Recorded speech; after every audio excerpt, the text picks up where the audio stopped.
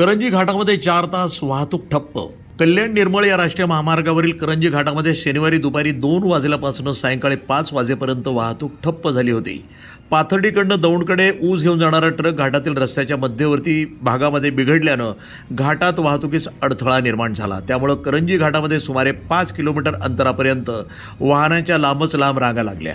वाहतूक सुरळीत करण्यासाठी कोणीही पोलीस कर्मचारी वेळेत उपलब्ध न झाल्यानं प्रवाशांना देखील मोठा मनस्ताप सहन करावा लागला. काही वेळानंतर एक पोलीस कर्मचारी घाटात पोहोचला. तसंच इतर प्रवाशांसह काही तरुणांनी देखील घाटातील वाहतूक सुरळीत करण्यासाठी प्रयत्न केले. गेल्या काही दिवसापासून करंजी घाटमार्गे पाथर्डीकडून दौंडकडे ऊस वाहतूक करणाऱ्या ट्रकांची संख्या मोठी आहे.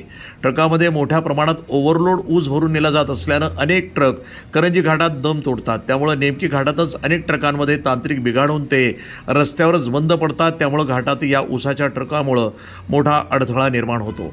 शनिवारी देखील असाच एक उसानं भरलेला ट्रक करंजी घाट चढत असताना घाटातील रस्त्याच्या मध्यावरच एका धोकादायक वळणावर बंद पडल्यानं करंजी घाटामध्ये सुमारे 4 तास वाहतूक ठप्प झाली. करंजी घाटातील धोकादायक वळणांनी दुरुस्ती करण्याची मागणी केली अनेक दिवसांपासून प्रवाशांमधनं केली जाते, परंतु त्याकडे लोकप्रतिनिधीसह राष्ट्रीय महामार्ग विभाग देखील डोळेझाक करत आहे.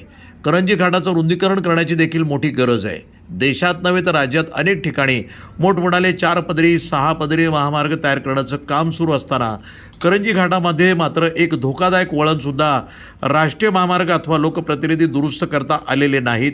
त्यामुळं या धोकादायक वळणावर 4 दिवसाला मोठमोठे अपघात होत आहेत. प्रतिनिधी मयूर मुखेकर, न्यूज टुडे 24, करंजी.